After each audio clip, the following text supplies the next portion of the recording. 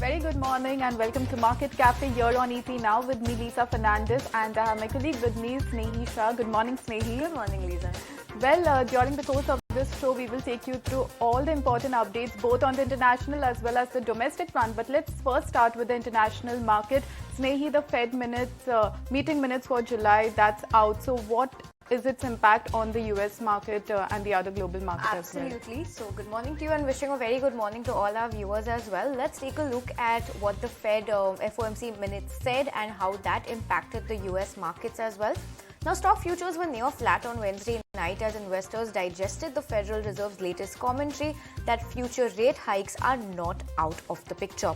Futures tied to all three major indices toed that flat line, with Dow futures trading with a positive bias and Nasdaq futures with a negative bias. The after-hours moves follows a second consecutive losing session for the three major averages, because on Wednesday the S&P 500 dropped 0.7%, while the Dow shed almost 0.5%. The Nasdaq Composite, though, was the biggest loser in trade and slipped 1.1%. Now, markets reflected investors' concerns after the official said that in the central bank's July meeting minutes that additional tightening may be necessary to bring down inflation. The federal funds rate is currently in a range between 5.25 to 5.5%, and investors will also watch out on Thursday for a fresh batch of corporate earnings, with retailers Walmart and Tapestry expected to report before the opening bell. Traders will also have an eye out for the latest weekly jobless claims report. So this is the handover largely coming in from the US markets. All three futures are trading pretty flat, but Nasdaq in the regular trading session was the biggest loser with a downtick of 1.1%. Let's shift focus from the US to Europe then. And European markets closed marginally lower on Wednesday as investors digested the UK inflation data. The Pan-European Stock 600 index ended the session with a downtick of just 0.1%, with sectors and major bosses pointing in the opposite direction. Now, media stocks led the losses down around 0.9%, while retail stocks rose up 0.9%. Investors digested the July inflation print.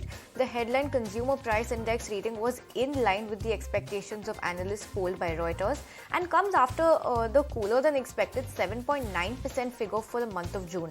Now, markets will also be keeping an eye out on the Eurozone's second GDP reading for the second quarter and the UK house price index, both set to release later in the day. So largely mixed handover coming in globally, slightly negative on the US front, but largely mixed on the European front, Lisa. But this was all on equities. Why don't you take us through what commodities did then? Right, so yesterday we saw the crude prices, it started easing, and that was on the back of weak economic data from China. But like Snehi mentioned, the possible Fed rate hikes that may dent the fuel demand going forward. So if I look at the oil prices now, the WTI crude prices, that's below $80 per barrel now, and it's down 0.4% in today's session. And even the Brent crude oil, that's trading at around $83.20 per barrel. Even if I look at gold prices, that also has eased, and that is on the back of a dollar ticking up higher. It's at around 103.2 level, and gold prices since May it had touched the $2,000 key level, but now since then it has dropped around 8%. Today, the gold prices, it has eased to around 1,920 per ounce. So that's on the commodity as well as the crude checks. Absolutely, Lisa. And with that, let's also look at all the important cues that you need to be keeping on your radar this morning. And let's start with the global cues then. And US initial jobless claims numbers will be out today, so that's a pretty important metric to watch out for. And shifting focus to home then, on the India Inc. earnings front, you've got Yatharth Hospital that will be declaring its quarterly numbers. On the corporate action front, it's the weekly expiry today, and Spandana Spurti will mull fundraising via non-convertible debentures. The right issue will close for Piramal Pharma, and it is the last day to be eligible for rights issue of Orient Green. And among other events, you've also got the RBI. Now, RBI will launch the pilot for the public tech platform for frictionless credit, as they call it. So, important cues to keep on your radar this Thursday morning. And the biggest cue this morning, the minutes from the Fed meeting, officials expressed concern about the pace of inflation as they hinted at more tightening. While there was agreement that inflation is unacceptably high, there was also an indication that a number of tentative signs that inflation pressures that could be abating. Now remember that the latest increase brought the Fed's key borrowing level to a range targeted between 5.25 to 5%, and that was the highest level in more than 22 years. And shifting focus to the United Kingdom then, in some positive macro data coming in, the inflation has eased to 6.8% in July from 7.9% in June. The fall in inflation is due to lower electricity and gas prices. Inflation in UK is much lower than it was at its peak of 11.1% in October last year, but it is still high and remains high compared to the Bank of England's 2% target. And Foxconn has begun the production of the iPhone 15 in India as the company is moving forward with the effort to diversify its manufacturing from China. And Foxconn's Strive Perumbadar plant that is getting decked up to deliver new phones weeks after they have begun shipping from China-based factories. And all eyes on the box office then, because Barbie has turned out to be the box office queen by topping $537 million, making it the highest grossing domestic movie for Warner Brothers. Discovery's 100-year history, the movie has surpassed Christopher Nolan's The Dark Knight, which generated $536 million back in 2008. And after a disappointing macro data from China, semiconductor giant Intel has terminated its acquisition of Israeli chipmaker Tower Semiconductor as it said that it has failed to get the regulatory go-ahead in China. Intel will have to pay a termination fee of $353 million to Tower, and in a reaction to the news flow, the shares of the Israeli company that has tanked 11% in the pre-market session. Alright, with that, let's shift focus to China then. And yes, it is the second straight month that we've been getting disappointing macro data from China. After disinflationary trends and a worsening trade scenario, the macro indicators we're getting now are forcing investment banks around the world to cut their 2023 growth outlook for China. The wave of downgrades highlights the danger of the world's second biggest economy missing its official target of around 5% expansion for the current fiscal. Let's break this down and get an analysis of the likely impact. First, here's my colleague Ashesha with the factors leading to concerns over China's current economic crisis. Ashesha? Well, yes, Chinese economy has been facing headwinds for the last many months, and the post-COVID recovery has been rather muted for the Chinese economy. Weakening consumer sentiment and weak property market is why Chinese economy has been lagging for the last many months. In fact, the month of July, economic data points for the month of July have also been lower than what the street was working with. Retail sales rose by about 2.5%, below analysts' expectations of about 4.5%. Industrial productions, meanwhile, also came in at 3.7%, lower than analysts' expectations of about 4.4%. And on a month-on-month basis, unemployment has also risen, which means economic data points for China have been rather muted and below what the street was working with. In fact, economists now say that the second half of the year could be worse, and Barclays has actually gone ahead and cut GDP estimates for the full year. They've cut their GDP forecast to 4.5% from their earlier estimate of about 4.9%. So the Chinese government or the policy or the Central Bank of China actually has gone ahead and cut key policy rates in order to boost the economy. This has come in as a surprise move where medium-term rates have been cut by about 15 basis points and they now stand at 2.5%, and short-term rates have also been cut by 10 basis points. Analysts, in fact domestic analysts now say that the best of the commodity upcycle is perhaps behind us and that headwinds are expected to continue for some more time. And with that, let's slip into a short break. More news and updates on the other side of the break, so stay tuned on the channel.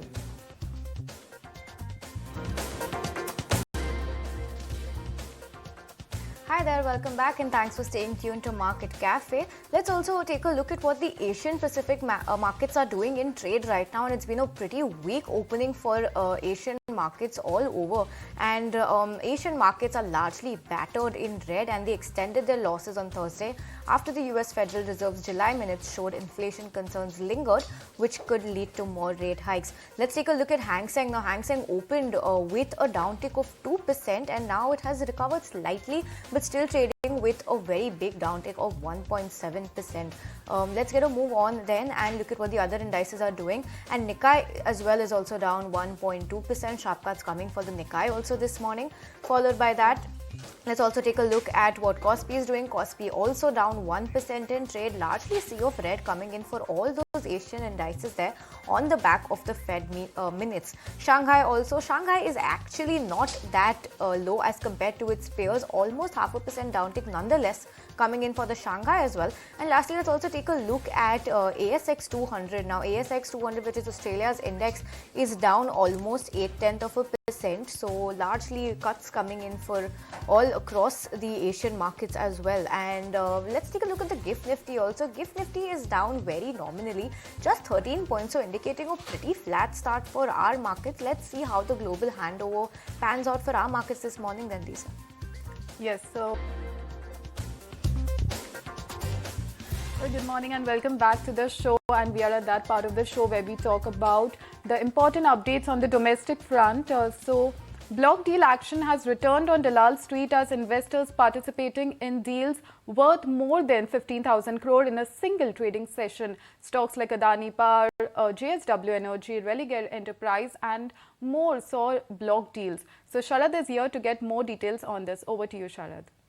Well, yes, it has been a very eventful day when it comes to the bulk deals yesterday. Almost 15,000 crores worth of shares were exchanging hands, and importantly, the first bulk deal is something which I like to point out, and that is also the largest ever deal coming in the secondary marketplace. Now, this is coming for the equity segment, and GQG Partners have acquired almost more than 8% stake in the company along with their affiliates, and the value itself is coming in roughly almost 9,000 odd crore rupees. Now, looking at the numbers, apart from this, the promoter entity was the seller. And do remember, in the name of the clutch of FI investors, big names such as Goldman Sachs was also present.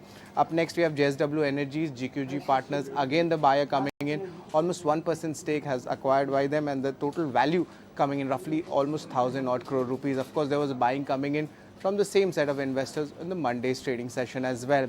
Up next, we also having IFL Securities, where Fairfax have actually reduced their stake. They sold almost 5.9% stake. This value is at roughly almost 118 crore rupees. And do remember, Fairfax is backed by Canadian billionaire Prem Vatsa, and now the stake for Fairfax has been reduced to 3.4% stake. Apart from this, Indigo would be also in focus as the promoter family has offloaded almost 2.9% stake in the company, with the value coming in roughly 2,800 crore rupees, and now the stake has been reduced to 25.7% for the Gangwang family. And lastly, I'd like to point out Religare, where Dabur's Burman family has actually acquired 7.6% stake in the open market operations, and now their current stake has actually increased in the company Religare from 14% to almost 21.5%. So a lot of dog deals and bulk deals are happening in the markets. Absolutely, Sharad. Thanks for taking us through that entire list, and lots of action happening in the markets on account of block deals. But let's get a move on then, and it is an ET Now exclusive.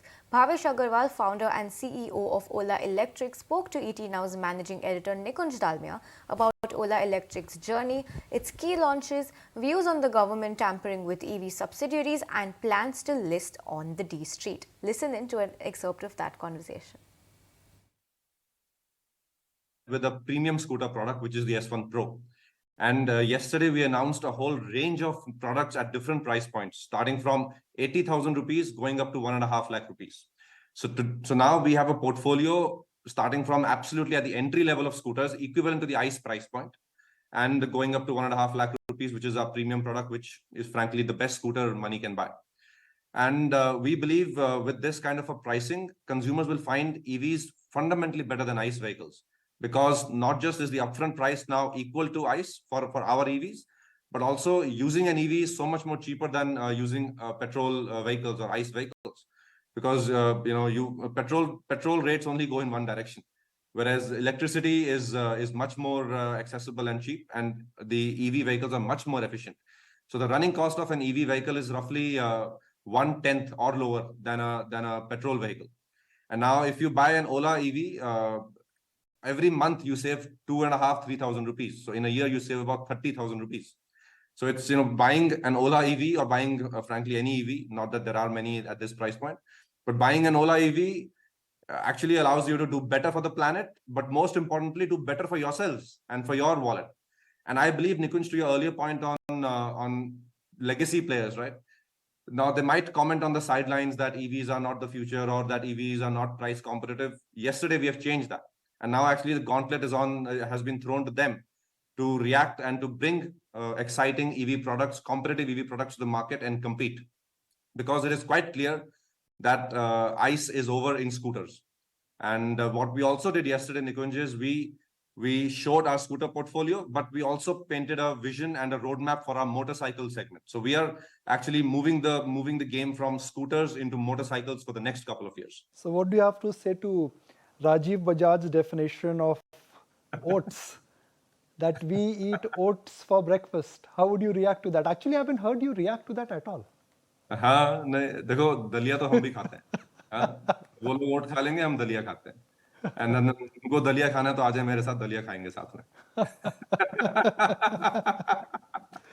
चलिए as media हमको oats और दलिया दोनों मिलेंगे so we both are very happy.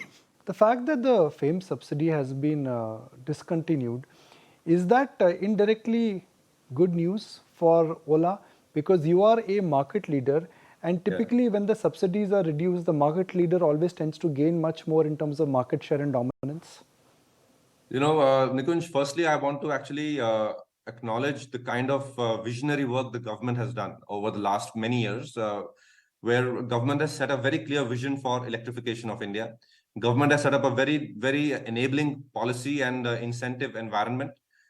This is what companies which have a strategic, countries which have a strategic vision like China, US, Europe, they have also done it in their ecosystems. And the Indian government has also been very forthcoming, visionary in terms of doing that. Well, that was Bhavish Agarwal's take on the founder of Ola talking about the growth ahead for Ola. But staying with the auto sector, automaker Mahindra & Mahindra has announced a slew of new entrants in the tractor, truck as well as the car segment. And at its Futurescape event in Africa's Cape Town, they unveiled the global pickup concept, which is a preview of the next-gen Baki. Well, let's go across to my colleague Sumit Chaturvedi to get more details on this. Over to you, Sumit. One of the big concepts is this pickup truck based on Scorpio platform. Well, this is clearly something that is looking like very ready for rugged terrain and completely off-roading. It's a pickup truck, so it's going to be sold in many countries across the world, not just in India, in many countries across the world. It's kind of a global, unveiled by Mahindra & Mahindra here. It has got 2.2 Amhawk engine here, 6-speed gearbox. It's based on Scorpio platform, but it's quite modified to look like a proper SUV kind of feel, a proper rugged off-roader kind of feel. It's going to be something that Mahindra will sell in many other markets. It's going to be, you can say that, the mainstay when it comes to complete off-roading vehicles. Nothing like this has been shown by Mahindra so far, but its details of launch are not known yet. Mahindra so far has said it's a concept which is based on Z121 concept, and it's a frame leather platform that is going to be once again modified if it is needed. But right now it's made for the markets where there's more adventure, there's a more lifestyle kind of customers which are available there. It's going to have the second level ADAS also. It's going to have 5G connectivity, many tech-laden features and all comfort. But for the first time, this kind of vehicle has been shown by Mahindra & Mahindra that is targeted mainly at global markets. Mahindra & Mahindra has unveiled big plans for electric vehicles today here, beginning with Mahindra's Thar e-electric platform of Thar. It's well-known lifestyle SUV. Now it's going to come in e-Avatar. We don't know when it's going to come, but so far we know that it has been developed. It's the overall feel you can see here, very dominating feel that can look like a proper SUV on the road. That's what Mahindra is going to market it as well. Mahindra has big ambitious plans as far as electric drive is concerned. All its Scorpio, Baleno, all of these big vehicles will come in overall. We can say that electric avatar. This is perfectly looks like known for overall city kind of SUV feel it is going to have.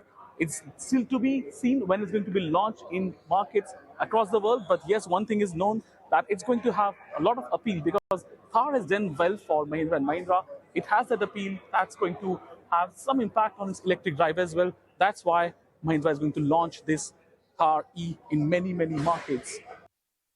All right, thanks Sumit. That was Sumit reporting from Cape Town on Mahindra's new launches. But let's move on then, and government expects free trade agreement with the UK will be signed by the end of this fiscal. ET now has learned from sources that out of the 26 policy areas, consensus has been reached on 19 chapters. Contentious items like liquor will be settled in the next 1 to 2 months. And Sameer Dikshit is joining in with more details on this. Sameer, so how soon will a consensus be reached for the rest of the policy areas then? India is inching closer to the much-awaited India-UK free trade agreement. Sources close to the entire development have informed that out of the 26 policy areas or 26 chapters, India has closed 19 chapters. The discussion is over and a common consensus have been developed for 19 key policy areas. And of the remaining policy areas, a discussion will happen soon and it will be closed soon. Though officially no timeline has been announced by the Commerce Ministry or from the Indian side, but the ministry insiders have informed that government is actively looking to close the deal by this fiscal year, by the end of March 2024. And in the same direction, what we are also getting to know from sources that the UK Trade Minister is likely to visit India this month itself, maybe by around the 23rd or 24th of August. And then a discussion will take place on several other issues. There are a couple of issues on which discussions have to take place. For example, on the services aspect on the aspect of the import duties on automobile and liquor. In addition to this, the investment is another key area on which the discussion has to be done. So what we are picking from sources that UK has offered an open market access for Indian liquor, but the clause is that it should be seasoned liquor. Whereas when it comes to the Indian side, so the liquor industry have raised the voice and has put in a suggestion that if the import duty has to be decreased, then it should be done in a phased-wise manner instead of giving open access, because this might hurt the domestic industry as well. So these sort of suggestions the government has been receiving. Also, it is very likely that government may pitch in for a minimum import price for the Scotch whisky or the Casper whisky. So that sort of discussion might take place soon, and the government is looking to close the discussion or to reach to a conclusion of this FTA by this fiscal year itself.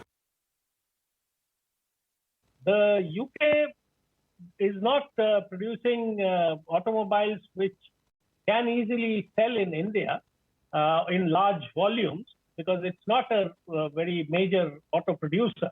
The auto duties that we have on MFN basis are about 110%. So the UK could be asking for reduction in the import tariffs for components, definitely, and also for finished autos for certain high-value autos. India will soon be chairing the meeting of G20 in September, and therefore pressure is on India to show at least to the G20 countries its seriousness in terms of coming to trade agreements, which are now considered to be important part of relations. That any kind of trade concessions or service area concessions which are made by India in this entire gamut of negotiations will also need to be judged against the elections in India being held next year. And Prime Minister, having put so much into this election, cannot afford to lose this election.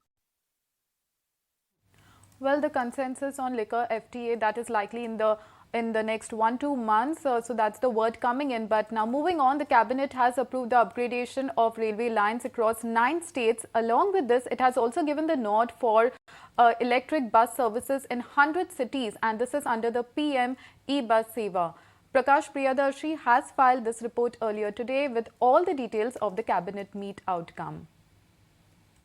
Indian cabinet has taken several important decisions today, and the first one is with regard to clean mobility segment. Indian cabinet has approved a new scheme called PM e-bus Seva, a very comprehensive scheme that will connect 100 cities out of 169 in the country.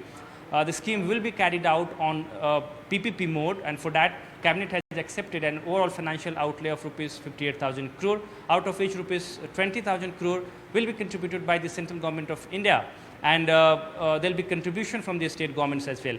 Therefore, a very comprehensive scheme that has been accepted by the government of India when it comes to promote green mobility in the country. Moving ahead, when it comes to Railways Department, Union Cabinet has accepted the proposal that has been set by Ministry of Railways for modernization, extension and doubling of certain railways line. Cabinet has given its go-ahead for modernizing and doubling of 7 railways line with an overall outlay of rupees 32,000 crore. These projects will cover 35 districts and 9 states in the country. In addition to that, Cabinet has also decided to extend Digital India program with an overall outlay of rupees 15,000 crore. As you are aware, the government is already moving ahead with very comprehensive Digital India program to strengthen digital infrastructure in the country. Last but not the least, Indian Cabinet has also accepted a new scheme called PM Vishwakarma scheme to support traditional trade in the country. Cabinet has accepted an overall outlay of rupees 13,000 crore that will be given to beneficiaries. Beneficiaries will get rupees up to 1 lakh at 5% rate of interest with the interest subvention benefit. 7 projects approve हुए हैं 32,500 crore rupees के। सातों के सातों projects बहुत ही important है। देश के 9 राज्यों में 35 डिस्ट्रिक्ट्स कवर करेंगे और टोटल इसकी लेंथ है 2,339 किलोमीटर्स इससे ऐड होंगे। जो राज्य जिसको डायरेक्ट बेनिफिट मिलेगा उनमें है उत्तर प्रदेश, बिहार, तेलंगाना, आंध्र प्रदेश, महाराष्ट्र, गुजरात, उड़ीसा, झारखंड और West Bengal. Alright, that's the word coming in from the Railway Minister Ashwini Vaishnav himself. But with that, we'll quickly slip into a very short break. But we'll be right back. You don't go anywhere. We'll be back with news and updates on the other side. Welcome back and thanks for staying tuned to Market Cafe. This is ET Now. Now, Morgan Stanley came out with its report on the BFSI segment, and the brokerage firm expects near-term pressure on stocks. It also shares the list of top picks from the sector. Vamakshi is joining in with all the details. Good morning, Vamakshi. Well, yes, today the BFSI sector and particularly NBFCs and life insurers will be in focus on the back of this brokerage note. Now, Morgan Stanley has highlighted that the first quarter results were a mixed bag. RBI repo rate cut expectations are also getting pushed out. Now, given the setup, they are expecting some pressure on stocks of non-bank lenders in the near term, given the likely transitory inflation. They're expecting high pressure on stocks, especially where the NIMs disappointed in the first quarter and those stocks which have already seen very strong relative returns so far. However, they have highlighted that they don't see a change in the overarching positive setup for non-bank lenders. Now, from a 1 to 2 year perspective, they have highlighted that India is in a Goldilocks sort of environment. Loan growth is strong, the return on equity is already healthy and in fact is seen improve further. Valuations are also reasonable to attractive for most lenders, and in fact they have highlighted that life insurance stocks look more resilient as well as attractive. Now, stocks that they like the most, the list includes the likes of SBI Life, Bajaj Finance, HDFC Life, Canfin Homes, SBI Cards as well as Manappuram Finance. Now, there are certain stocks where the overall market has a consensus overweight rating, and in fact the investors also have a constructive view on these counters, but they are having a different view, which includes the likes of Chola Finance, Mahindra Finance, HDFC AMC as well as L&T Finance. So all in all, on the back of this brokerage note, watch out for these counters. Well, thank you, Vamakshi, for taking us through all that's on the brokerage radar today. But as we wrap up Q1 earnings, Jefferies has come out with a note on the roundup. It has also raised the FY24 EPS guidance of a few companies. Ashesha is joining us with all the details. Over to you, Ashesha. Well, yes, Jefferies has come out with a report on the quarter gone by, and they say that excluding the metals and oil and gas space, all other sectors have shown a growth of about 20% on a year-on-year basis, continuing the strong run that we have seen over the last 3 years. As far as the capex cycle is concerned, they say commentary around capex continues to be very strong, and there is more evidence of capex upcycle going forward. They talk about domestic companies in detail, where they say that domestic companies reported strong earnings growth in the quarter gone by, although margins margins continued to remain soft on a quarter-on-quarter basis. Domestic companies, they say, posted about 20% growth on a year-on-year basis, with financials and auto seeing nearly 25% plus growth on a year-on-year basis. As far as consumer, discretionary and QSR sector are concerned, Jefferies says that we saw some weakness in the quarter gone by, and consensus Nifty FY24 earnings were broadly stable during the first quarter results season. As far as upgrades and downgrades are concerned, Jefferies says that they analyzed about 149 companies, and out of those 149 companies, they've raised estimates for about 46% of those companies, and they've downgraded estimates for nearly 44% of those 149 companies. Select Pharmas, which was driven by US generics business in the quarter gone by, autos and PSU oil and gas companies saw most upgrades, while IT sector and small discretionary saw the most downgrades in the quarter gone by.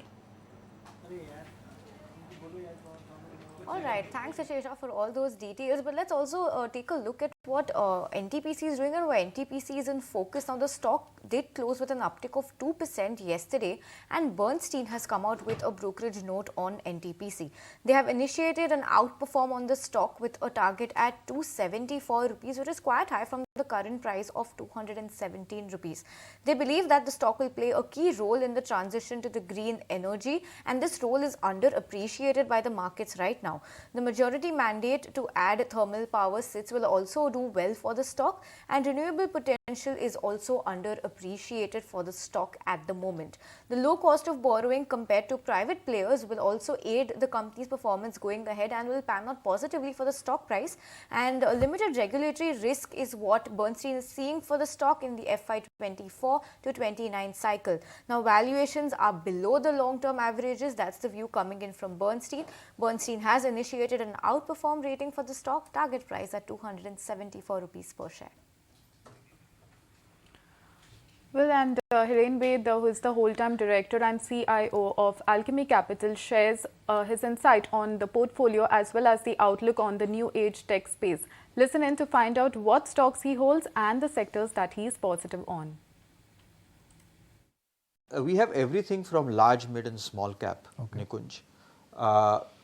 Yes, we have NBFCs and financials at the top, but we also have consumer companies like United Spirits is part of my top 5. The numbers are just Varun Beverages are top 5.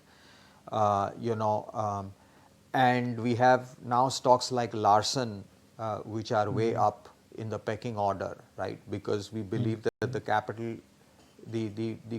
both the government and private capex will play off. We have technology, mid-cap tech in our top 5-10, right? So we have, we don't look like the index at all in our top 5-10. And then over time we have invested in a lot of manufacturing companies, bearing companies, capital goods, power equipment, and so on and so forth. We think there the earnings could be much faster. And as I said, our weighted average portfolio earnings growth is going to be on top, ahead of 25% for the next 2 years. Is L&T the only Nifty 50 company in your top 5? No, we have others. We have private. We have ICICI Bank. We have Bajaj Finance and L&T. These are probably the 3 from the Nifty that we have. Everything else is outside the Nifty. I distinctly remember that when we met in December, you said you bought into Zomato, you bought into Paytm. Yeah. And it must be a painful position because post-December, those stocks, they fell another 20%, another 25%. But the tide has turned. Yes. For Paytm, Italy, and for Zomato, and for Policy Bazaar. Are best of the gains behind them? No, I think the story is just about getting started. For all of them or just anything specific here? No, I think specifically, we are bullish on Paytm and Zomato. We also like Policy Bazaar. We are also playing some of these through Info Edge because that has a cash flow business plus a holding in that, right? But I think that these businesses have a long runway for growth. Just like the FMCG companies in the 80s had a long runway for growth, right? I can't see too many businesses compounding at 30-35% top line. Very few actually. Very few, right? But Zomato could compound top line for the next couple of years. And if they start becoming more profitable than what they are today, then I think that's where the value, that's where the money is going to be made. Operating leverage will kick in. The operating leverage should kick in.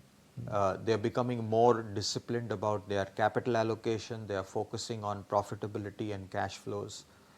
And they have leading positions in their respective sectors. I mean, it's a duopoly now between Swiggy and Zomato.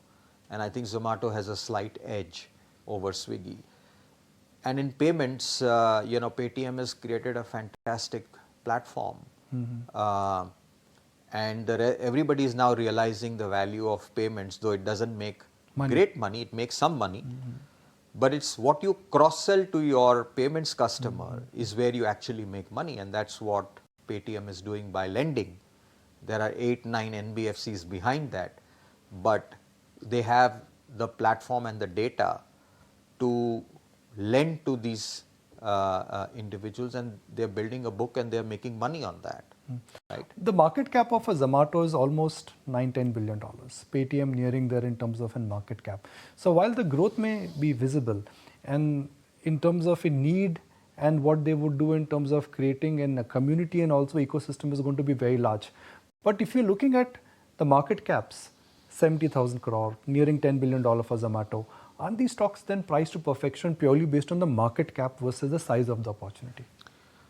Nikunj, we have to, if we are talking about our economy being 5 and 6 trillion, what is 50, 60, 70,000 crores? We have to grow out of these numbers. We are not think big in the 2000s, right, where a 1 lakh crore market cap seemed so big, right? By international standards, our large caps are mid caps, right? Even the Reliances of the world at 16, I mean, the real big caps in the US have crossed $1 trillion in market cap, right? You have to look at it in the context of first of all, if for the whole of the country there are going to be only 2 food delivery companies, then the opportunity is much bigger, right? And today maybe 100 million customers out of 1.4 billion are using a service like this. 5 years out, 200 million, 250 million of the middle class households that we talk about might use that, and then the frequency of use might improve. So I think there is significant runway for growth, right? I think the problem was that the market caps at which they went public were wrong, clearly, right? Because the valuations in post-COVID in 2021 for everything that was digital was just way out of whack. I think we've come down, there's more rationality in valuations. So you have to look at from here where, and I think there is reasonable runway for growth. Alright, that's the word coming in from Hiren Ved of Alchemy Capital. But with that, I'm afraid we're completely out of time on this edition of Market Cafe. But don't go anywhere, the market will take all the action ahead.